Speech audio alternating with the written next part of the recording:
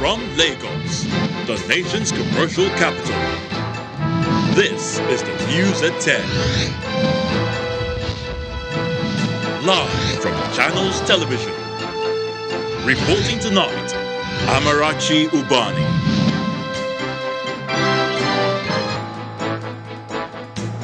Tonight, Senate seeks drastic action from the executive to end kidnapping in the country as bandits attack Gusau, the Zamfara state capital, kidnapped 6 people from a home. Federal government to strengthen security in the northeast. President Muhammadu Buhari gives marching orders to newly inaugurated Committee on Repatriation, Return and Resettlement of Displaced Persons. Debate on zoning of the presidency in 2023 intensifies. Former Jigawa State Governor Sule Lamido opposes PDP zoning presidency to the south. Power cable collapses in a market in Kinshasa in the Democratic Republic of Congo, killing 26 people. Plus, international news from our London studio. On business news tonight, a bill seeking to raise jail term for insider bank fraud scales second reading in the House of Representatives. On sports news tonight, the Teranga Lions of Senegal beat Burkina Faso 3-1 in the semi-final of the African Nations Cup to book a spot in Sunday's final at the Olimbe Stadium in Yaoundé. And from Abuja, President of the Senate, Ahmed Lawan, pledges National Assembly support for INEC to ensure free and transparent elections in 2023, as the lawmakers confirm 7 nominees as national and resident electoral commissioners.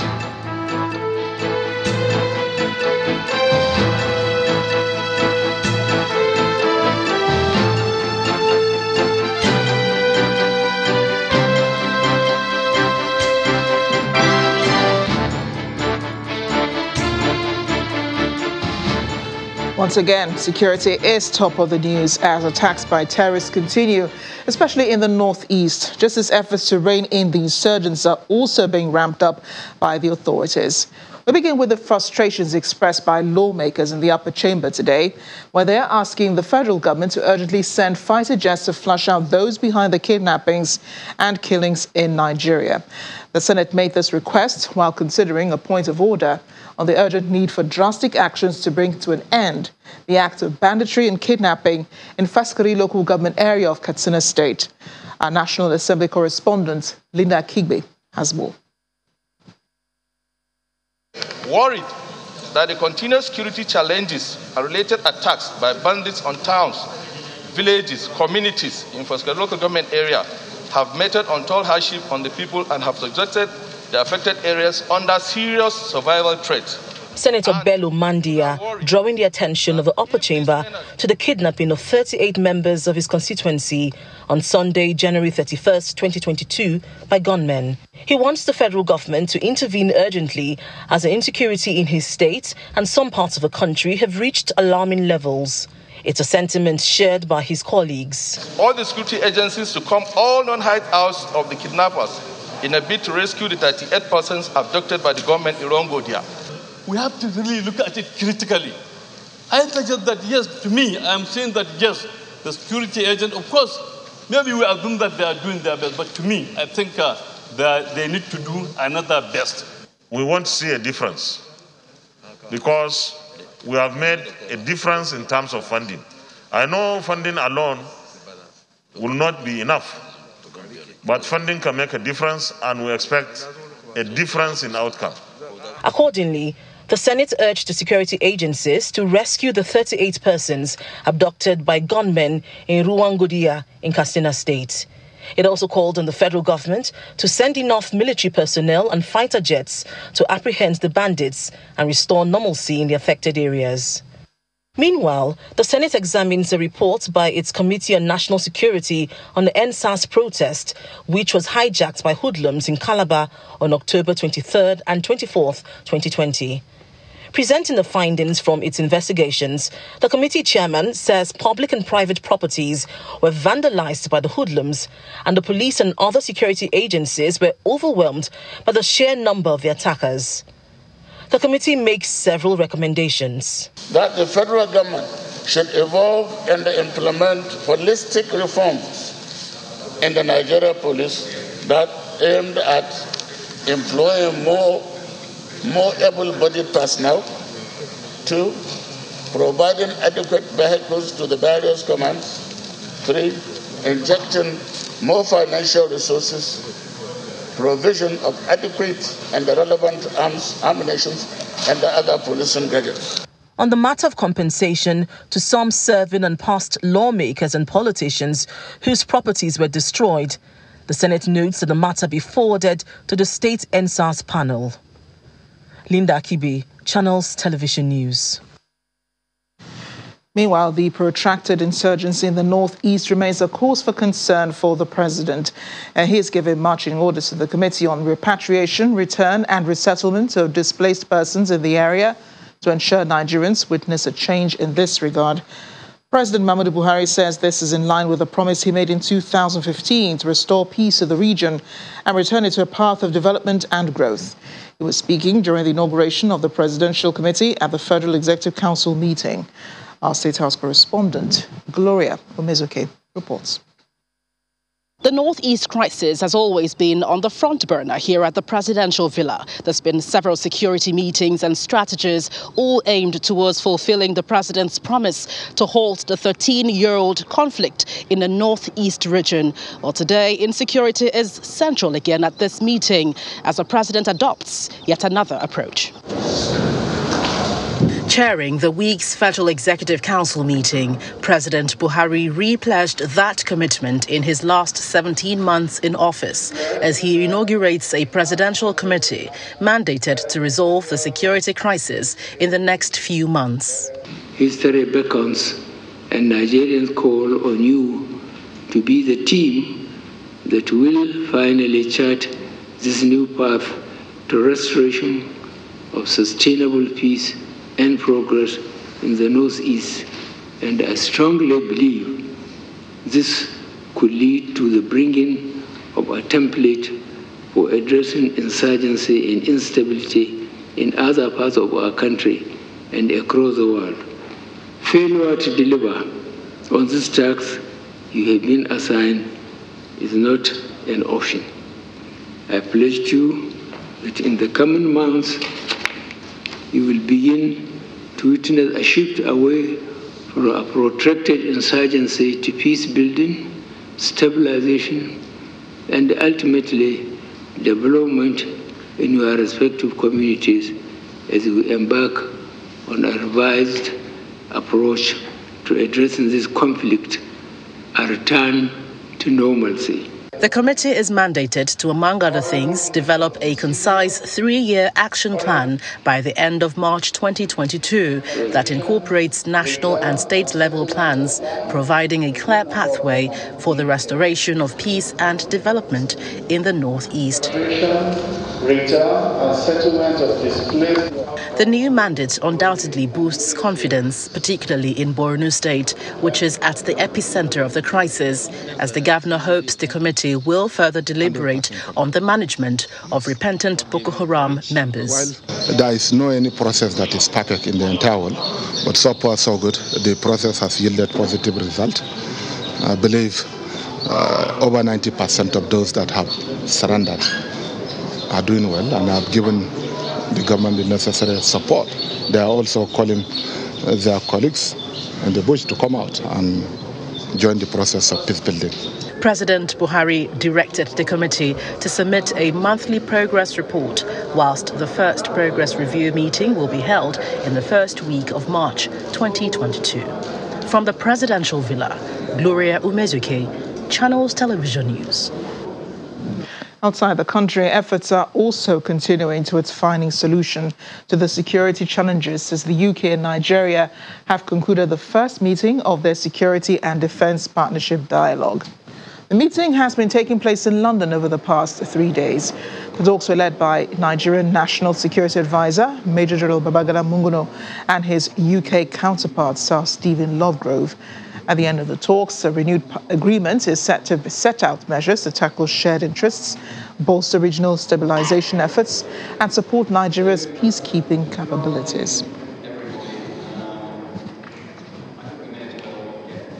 And in a bid to effectively tackle the insecurity in their area, the Ogun State and Oyo State governments have signed a memorandum of understanding to strengthen the security architecture of the two neighboring states, especially around the border communities.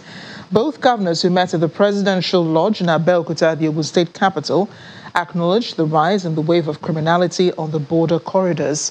While expressing readiness for collaboration with state and non-state actors, they called for the collaboration and understanding of critical stakeholders to ensure the success of the joint initiative. Oyo and Ogun are two states that share common boundaries, and both are centers of political and economic activities. With this in mind, governors of the two states left behind their political differences to attend a joint security meeting to address the rising security threats in the two states.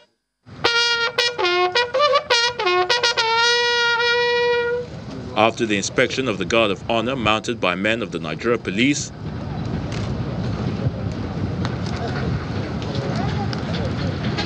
the two leaders moved to the Presidential Lodge, where traditional rulers, community leaders, heads of security agencies and officials from the two sister states welcomed them.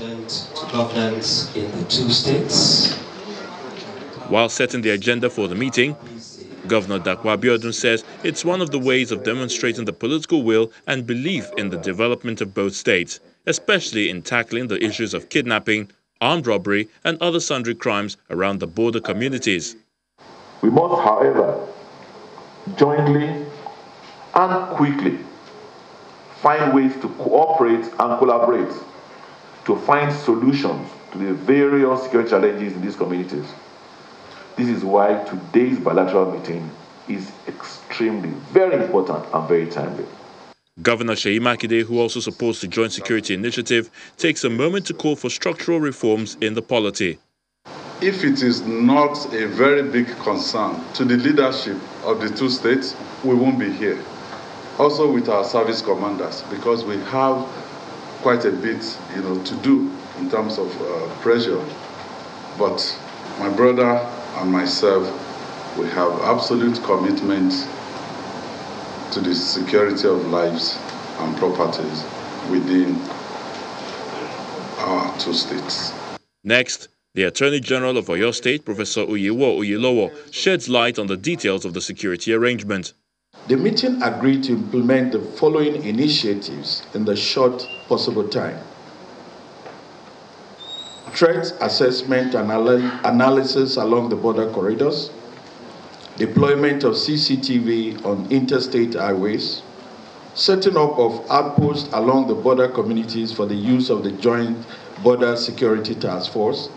At the end of the meeting, the two leaders, flanked by their commissioners for justice, appended their signatures on the draft document, signaling the official commencement of the new security arrangement.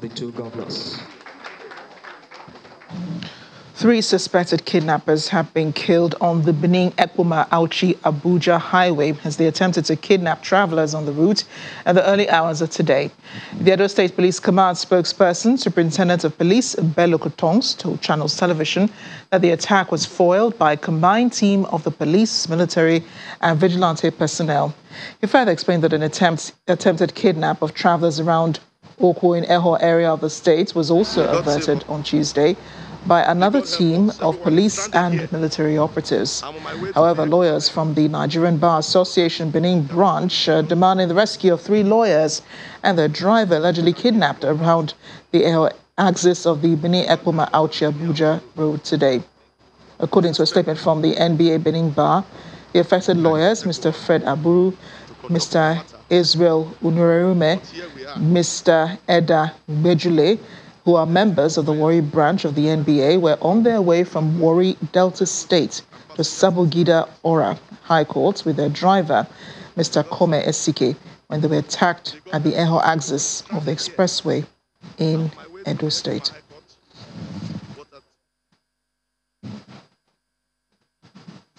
Now, it was more disturbing in Zamfara State, where 6 people have been abducted by gunmen who attacked the residence of the ASU chairman at the Federal University of Gusau, Mr. Abdurrahman Adamu, on the outskirts of the capital. Mr. Adamu, who was not at home when the incident happened, told Channels Television that the gunmen stormed his house this morning and abducted 5 persons. His younger brother, his niece, nephew, and 2 of his wife's younger sisters, as well as a neighbor, were among those kidnapped. However, the police authority in the state are yet to make a formal statement on the latest abductions. In part 2, after the break, former Jigawa State Governor Sule Lamido opposes People's Democratic Party's zoning of presidency to the south. Do join us again.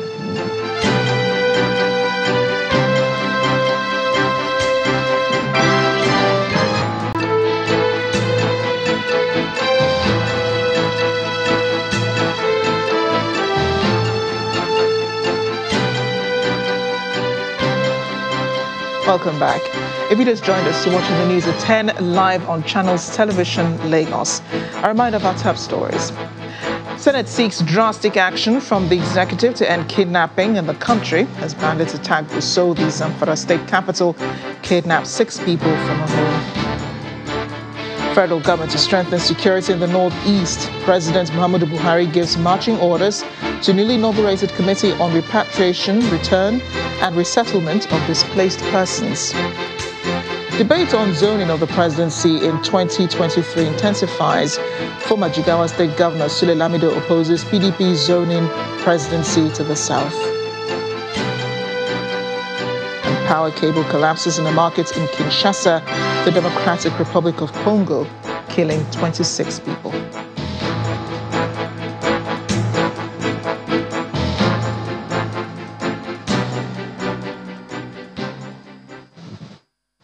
Former Governor of Jigawa State, Alhaji Sule Lamido, says the next president of Nigeria should not be based on the zone which the candidates originate. Alhaji Lamido was speaking when he received Governor Aminu Tambuwal of Sokoto State, who has declared his intention to run for the presidency in 2023. He also threw his support behind the presidential aspirations of Governor Tambuwal.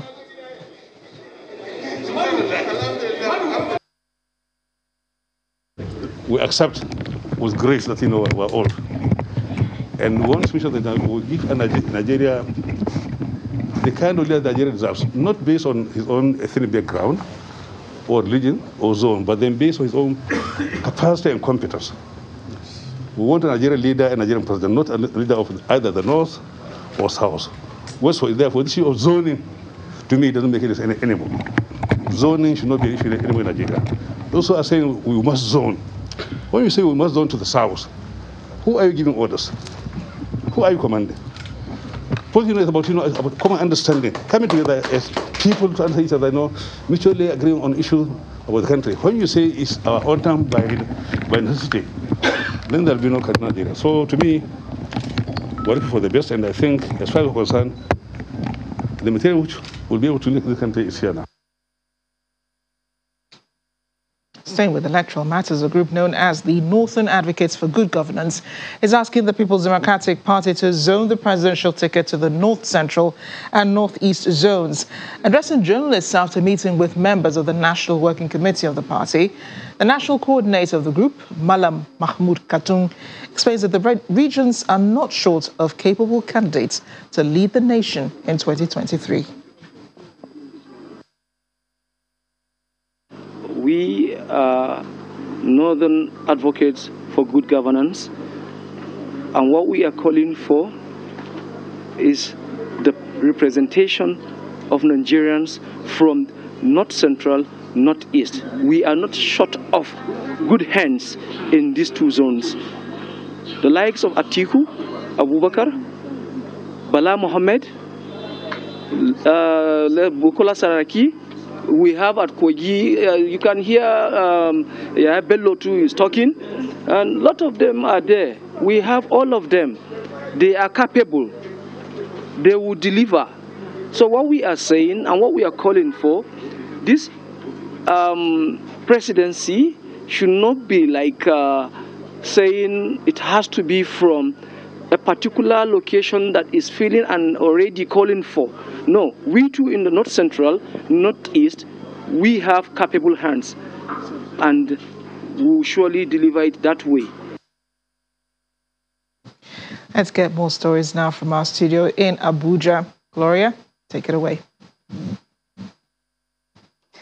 Hello, Amarachi, thank you. We return to the National Assembly, where the President of the Senate, Ahmed Lawan, is given the assurance that the National Assembly will support INEC to ensure the conduct of free and transparent elections in 2023.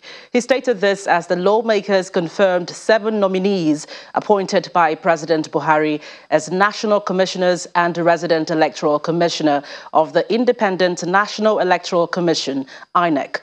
This is following the consideration of a report by its committee on INEC at plenary today. Consider the report of the Committee on Independent National Electoral Commission, INEC, on the screening of Mr. President's nominees for appointment as commissioners of the Independent National Electoral Commission, INEC, and approve the nominations of Malam Mohammed Haruna, Niger State, North Central Zone National Commissioner, Mrs. May Abamuche Mbu, Delta State, South National Commissioner, Ukia Agu Kenneth Namdi, Abia State, Southeast National Commissioner, Major General Abi Al-Ali, retired, Adamawa State, Northeast National Commissioner, Engineer Professor Rhoda H. Gumus, Bayelsa State, South National Commissioner, Musa Sam Olumekong, Ondo State, Southwest National Commissioner, Olale Ijalae, Ondo State, Southwest Resident Commissioner. Is this a true reflection of what transpired in the Committee of the Whole? Away from the legislature, a few years after returning to their ancestral homes, many residents of Konduga have been rendered homeless following an inferno that destroyed 103 houses at the settlement. The area is located 25 kilometers away from the Maiduguri, Borno state capital.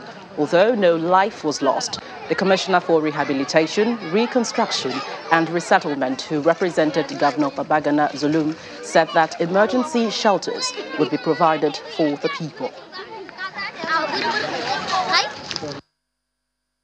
My team, alongside with the community members and the leadership, they came, they did the assessment yesterday.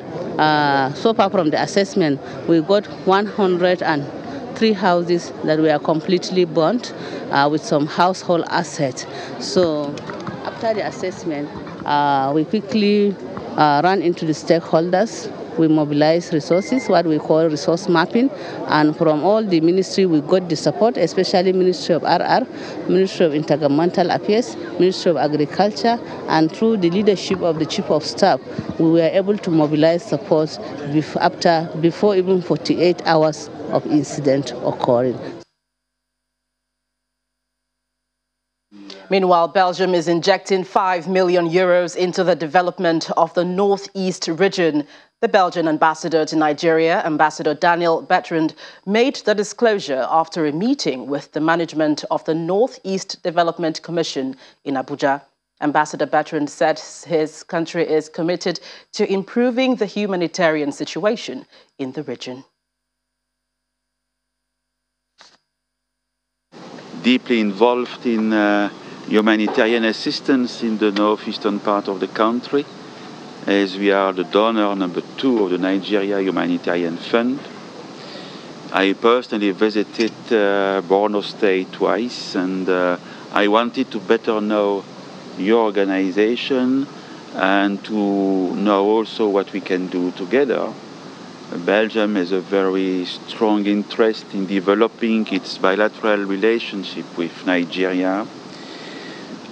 Business, commerce, human relationship, but we are not indifferent to what is happening in the northeastern part of the country, especially from a humanitarian point of view.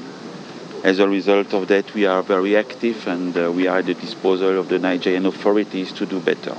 I think it is more or less €5 million via supporting the Nigerian Humanitarian Fund. To education, the need for youths in Nigeria to acquire skills and position themselves for future responsibilities formed the thrust of speeches today at the 38th Founders' Day and 30th Convocation of the Federal University of Technology, Minna, Niger State. Over 5,000 graduates and postgraduates received their certificates at the event. Former Head of State General Abdulsalami Abubakar, President of the African Development Bank, Dr. Akiwumi Adesina, the Group Managing Director, Nigerian National Petroleum Corporation, Mr. Mele Kyari, are among those conferred with honorary degrees by the university at the ceremony. Our correspondent, Emperor Simon, reports. A procession of academics into the Convocation Square marks the commencement of the event.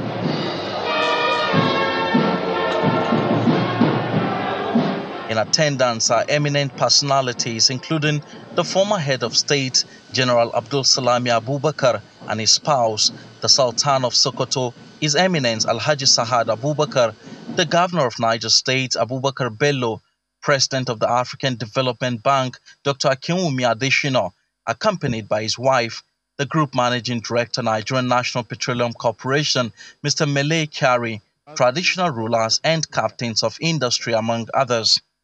It's the first convocation ceremony to be held by the university since the advent of the COVID-19 pandemic. It is the first convocation since the passing away of our former Pro-Chancellor. It is also the first convocation since the constitution of the University Governing Council by the President and Commander-in-Chief, President Muhammadu Buhari, GCFR. I present the graduates standing before you. A total of 1,157 postgraduate students who have successfully completed their programs are being conferred with higher degrees and diplomas. The university also confers honorary degrees on former Head of State, General Abdulsalami Abubakar, President of the African Development Bank, Dr. Akiwumi Adesina, and the Group Managing Director, Nigerian National Petroleum Corporation, Mr. Mele Kyari, among others. In his acceptance speech, the President of the African Development Bank, Dr. Akiwumi Adesina, emphasizes the role of technology in driving development in the world and how youths in the country can leverage on the opportunities it provides, just as the Group Managing Director, NNPC, Mr. Mele Kyari, calls on the youths to acquire more skills. We have just provided $170 million to Nigeria to help drive what's called the iDice initiative, that will help to expand the digital industry and grow jobs in creative industries. As the class of 2022, you will help shape the tech future of Nigeria. So be leaders. You have been shaped right here in Minna for export to other parts of Nigeria, Africa, and to the world. And therefore, for the young people here, the prosperity is yours, the future is yours, but the future is so short that children and young people must learn skills, not just acquire certificates. On his part, the former Head of State, General Abdulsalami Abubakar, urges politicians to play by the rules of the game as Nigeria prepares for the 2023 general elections, as he bemoans the security challenges in the country. As we go into the politics of 2022, please may I caution Nigerians. One, the politicians, please play the game as the rule applies. Avoid making our children and our grandchildren as vanguards and abusing them and trying to make them do what we know is wrong. A total of 5,049 students were graduated by the university at the convocation ceremony. Emperor Simon, Channels Television News. Well, still ahead on the news at 10, there are more stories on education. And a bill seeking to raise jail term for insider bank fraud scales second reading in the House of Representatives. That's in business news. Rejoin us again.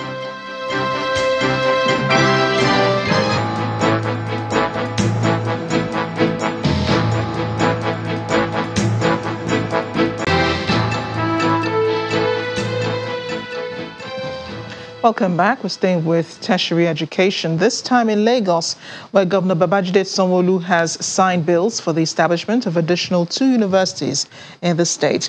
With the governor's assent, the Lagos State Polytechnic in Ikorodu, Isolo and Surulere campuses will now be known as the University of Science and Technology, while the Adeniro Ogunsanya Colleges of Education, Injecting and Michael Otedola College of Primary Education, Ekpe, are now transformed into Lagos State University of Education. Governor Sanwo-Olu says the law will be taken to the National Universities Commission to conduct its due diligence on the institutions. Lagos State,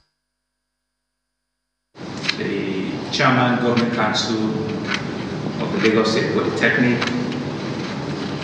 now to be known as Lagos State University.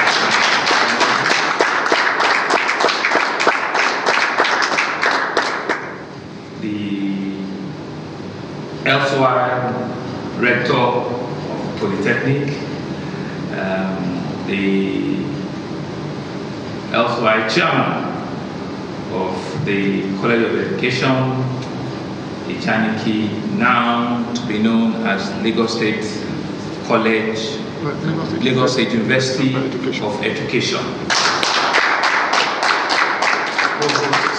Of this elsewhere College of Education as well, the chairman of the elsewhere Michael Otedola College of Education, now to be known as Lagos State University of Education. The Lagos State Governor, Babajide Sanwo-Olu. To the courts now, Justice Binta Nyako of the Federal High Court in Abuja has imposed a fine of 200,000 naira on the Attorney General of the Federation and Minister of Justice Abubakar Malami for stalling the trial of 4 co-defendants of Nnamdi Kanu on treasonable felony charges. The judge ordered that each of the defendants be paid the sum of 50,000 naira by the AGF for the inconveniences they suffered as a result of absence of the lead counsel to the federal government, Mr. Shuaib Magaji Labaran. Justice Nyako ordered that the 200,000 naira must be paid to the defendants before the adjourned date of March 17th. The 4 defendants are Bright Chimezie, Chidebere Onwudike, Benjamin Maduagu, and David Warose. They had, through their lawyers, complained about the hardships they suffered to raise funds for their transportation to Abuja. When the matter was called of the day's proceedings, no legal representation came for the federal government. However, as the judge was about to take adjournment, one Mrs. Adewumi Aluko from the Federal Ministry of Justice came in and apologized that the federal government's lead counsel was out of the country. She announced the 2 witnesses were in court but would not want to proceed in the absence of the lead counsel and sought for an adjournment. Her apology did not go down well with the judge, who counseled the federal government to be more serious in the trial of the defendants. The judge also extended similar counseling to the defense lawyers to stop using frivolous applications to delay the trial, which was started in 2015. Meanwhile, in Lagos, the High Court sitting in Igboshere, Lagos Island, has ordered all banks to disclose all investments traceable to Imagine Global Holding Company Limited, Imagine Global Solutions Limited, and the Nigerian couple Bamishe and Elizabeth Ajetumobi. The 2 firms and the Ajetumobi couple have been associated with an alleged 18.8 billion naira investment fraud by a total of 27 aggrieved Nigerian investors and claimants who are before the court. Justice Toyin Oyekon Abdullahi also ordered the banks to produce all statements of accounts of all 4 defendants so all parties can trace how the money moved. The documents are to be produced on or before the next court sitting, which has been fixed for February 27th. The court granted the orders after counsel to the 1st to 17th claimants Adetunji Adedoyin Adeniyi told Justice Oyekomi Abdullahi that his client had stumbled on other parties who were filing similar suits before the Federal High Court.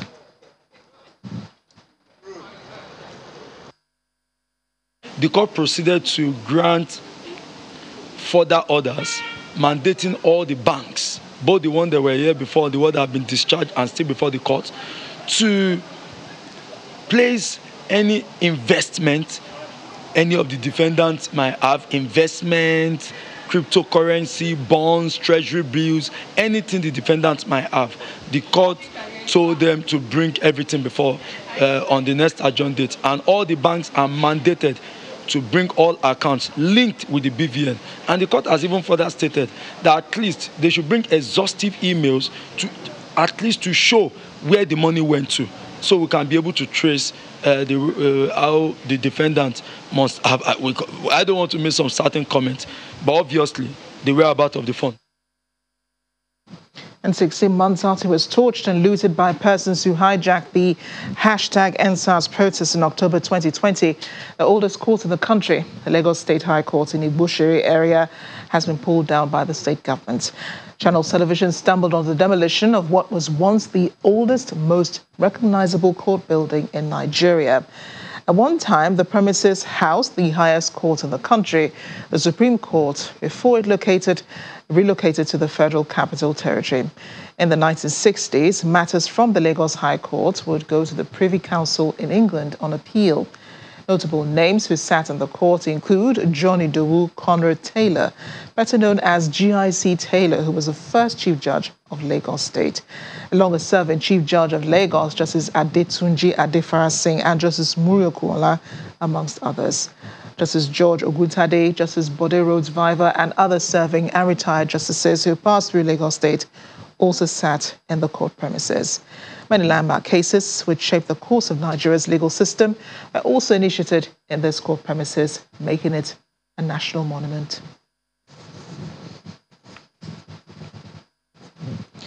Make a brief stop in the southeast as the ruling All Progressives Congress in Ebonyi State has denied allegations that its southeast security outfit, Ebubeagwu, is being used by the state government to intimidate the people.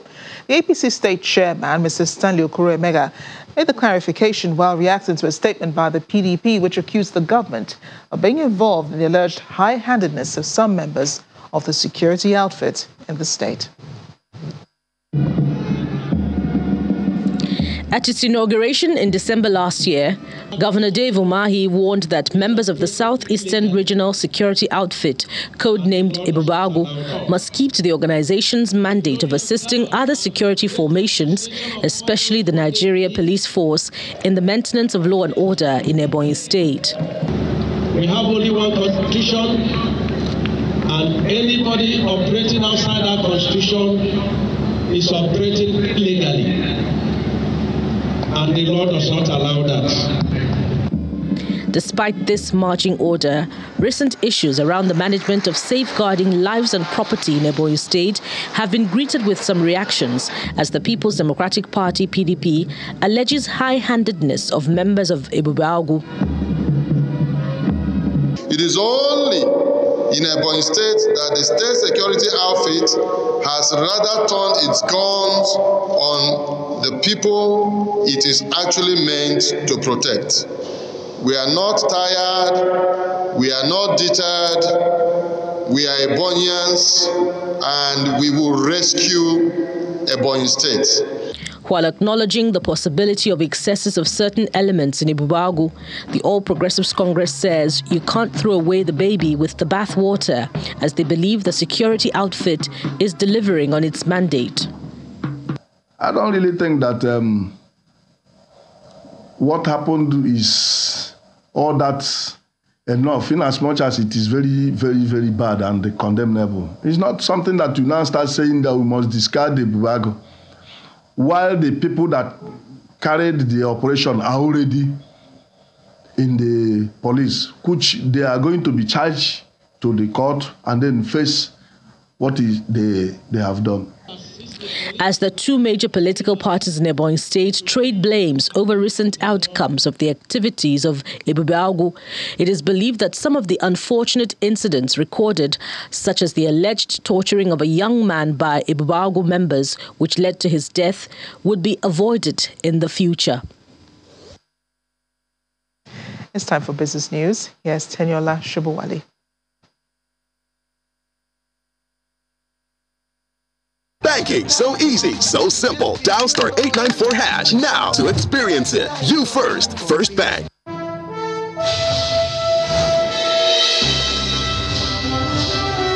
Thanks a lot, Amarachi. Welcome to Business News.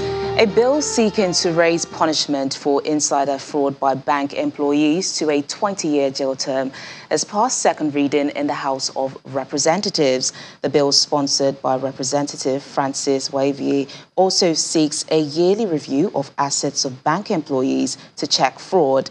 The bill will also clearly define bank employees to include board members and persons affiliated with banks. First is to ensure that the banks have up-to-date data that is updated yearly on their staff, so that when there are infractions, it's easy to trace the staff who is involved. Well, in a day when bank fraud has increased with the Yahoo business that the young people are doing.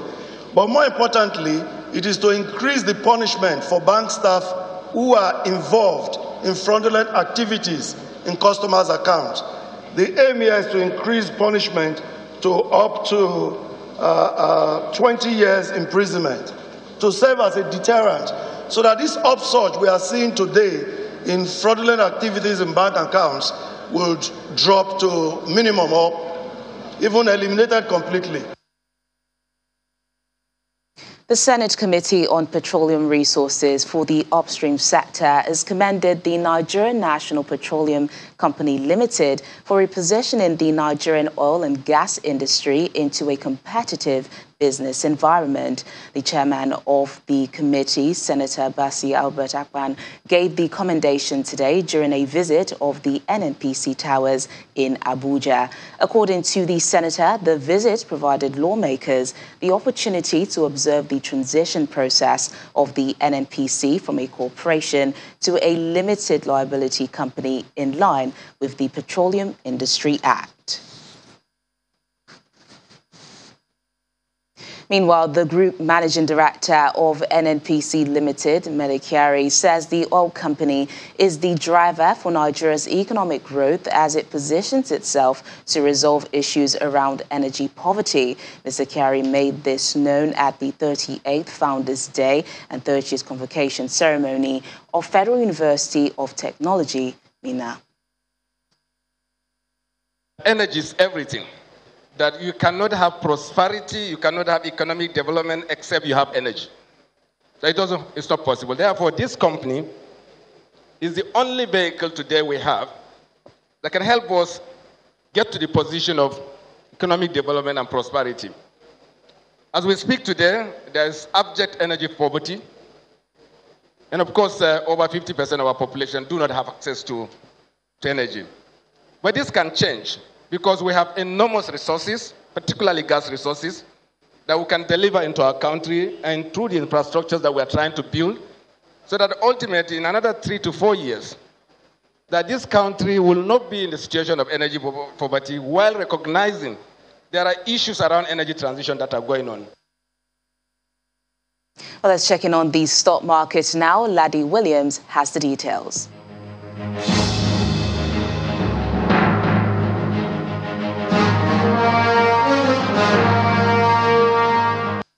On the stock market report today, we see a pullback in the local bourse due to sell-offs with MTN and 4 out of the 5 Fugas. The all-share index is about 180 points shy of the 47,000 level, closing today at 46,930 points, while the value of listed stocks on the Nigerian bourse decreased from 25.386 trillion to 25.28 trillion, sliding about 97 billion naira. We also see an uptick in volume, so up about 27%.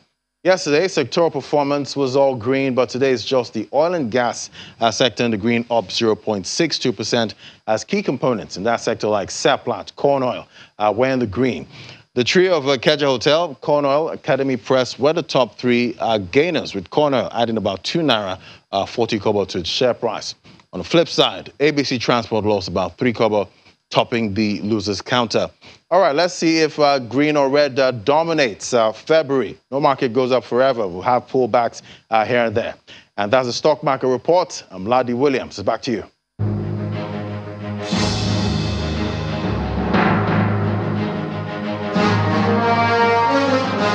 Thanks a lot, Ladi. Let's take a look at the closing numbers for global market.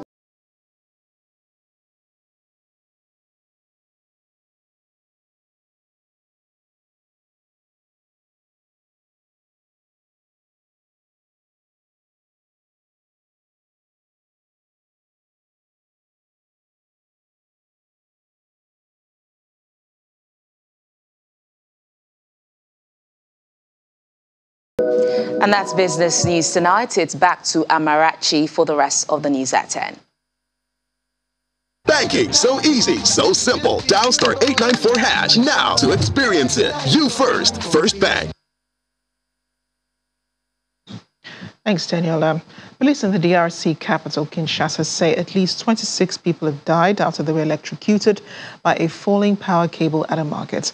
The high-voltage cable had snapped and fell onto houses and people. Simon Pusey has more international news in Around the World in 5. Good evening and welcome to the Channel Studios here in London with your international news around the world in 5. Russia's president has accused the US of trying to draw his country into a war in Ukraine. Vladimir Putin, here presenting Russian citizens with various awards, said America's goal was to use a confrontation as a pretext to impose more sanctions on Russia. Mr. Putin also said the US was ignoring Russia's concerns about the European expansion of NATO, the Western military alliance. The US and its allies accuse Russia of planning to invade Ukraine, something Russia has repeatedly denied. Meanwhile, the former heavyweight boxing champion Vladimir Klitschko has joined Ukraine's reserve army. Both Vladimir and his brother Vitaly Klitschko were present during the opening of the nation's first Territorial Defense Forces recruitment center in Kiev. Vladimir Klitschko stated that he felt obliged to defend the country and said the West should be aware of showing any weakness. When seeing my country is geopolitically struggling, so I'm right here. I can't stand still, and I won't. That's why I'm here, and that's why I signed up today for territorial defense of the country and the city. The president of Guinea-Bissau has said he has survived a coup attempt after being under heavy gunfire for 5 hours. Umaro Sissoko Embalo said the attackers tried to kill him and his entire cabinet at the government palace. He said many others had been killed in the fighting on both sides. Local media reported at least 6 deaths, 4 attackers and 2 guards. This footage was taken by a local resident showing armed men on the streets of the capital. Gunfire erupted near government buildings where the president was attending a cabinet meeting. Germany's defense ministry say they currently have no plans to pull troops out of Mali. But Colonel Arnie Kollatz said, given the Mali government's latest steps, we must ask whether our joint efforts there can be successful. It comes a day after Mali's military leaders expelled the French ambassador. The country's foreign minister said the military junta was illegitimate and out of control. Nuclear and natural gas energy plants could be counted as green energy under controversial EU plans that have just been unveiled. The European Commission says it has decided that both types of energy can classify as sustainable investment if they meet certain targets. But the move has divided the EU and been fiercely opposed by some members. Austria's Chancellor responded to the news by saying nuclear power is neither green nor sustainable. 5 people have been confirmed dead after a pile of waste collapsed over locals trying to lift coal from an abandoned open-cast mine in India. Police said the incident happened in the district of Dhanbad. The top police official in the region said the deceased were not professional miners. Peru's President Pedro Castillo has sworn in a new Prime Minister, Hector Valer, who said he supports amending the country's market-friendly constitution. Juro, si así lo hicieres, que Dios... Valer was elected as a conservative lawmaker in July before switching sides to a bloc that promotes constitutional change earlier this year. Castillo is set to leave office in 2026. His new cabinet still needs to be confirmed by Congress. Piles of rubbish are overflowing in the French port city of Marseille as a strike over working conditions by trash collectors goes on to its third week. The rubbish has also been blown by winds of up to 130 kilometers an hour, alarming a local NGO that said it could end up in the sea and endanger marine life. It's the third strike in 4 months by local trash collectors, which has caused an accumulation of between 3,000 to 4,000 tons of rubbish in the city. And finally, the Chinese Vice Premier has lit the starting torch for the 2022 Winter Olympics and announced the official start of the 3-day torch relay for the Games. Han Zheng raised the torch to the ceremony attendees before handing it over to China's first winter sports world champion, Luo Juhuan. Despite the torch relay being scaled down, some 1,200 participants will take part.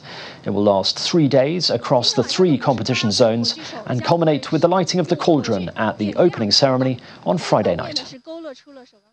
And that's your international news around the world in 5. Now back to the Channel Studios in Lagos.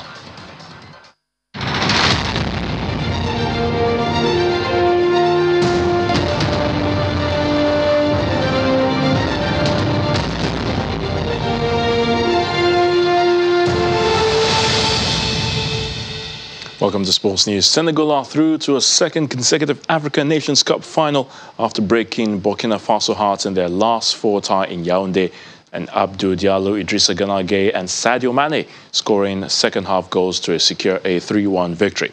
Aliou Cissé's team had 2 penalties awarded in the first half, only for the Ethiopian referee to change his mind both times following a VAR review. Egypt coach Carlos Queiroz has criticized Cameroon Football Federation President Samuel Eto'o's statements that the next semi-final game between the 7-time champions and the host nation will be a war. He says the Egyptians will answer with the best football and with the best attitude on the day.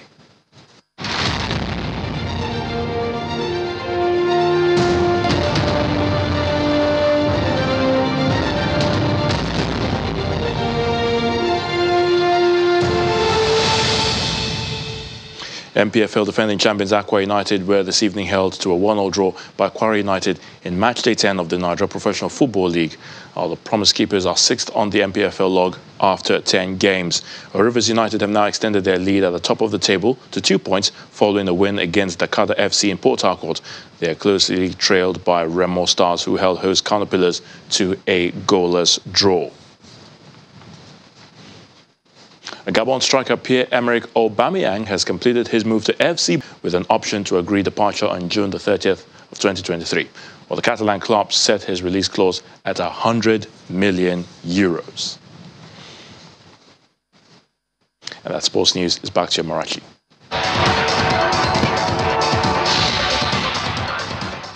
Thanks, Ayotunde. And the main news again. The Senate today asked the executive to take decisive action to end kidnapping in the country. This request came as bandits attacked Gusau, the Zamfara state capital, where they abducted 6 people from a home. That's it on the news at 10 tonight. Thanks for watching. I am Amarachi Ubani. From all of us here, it's good night.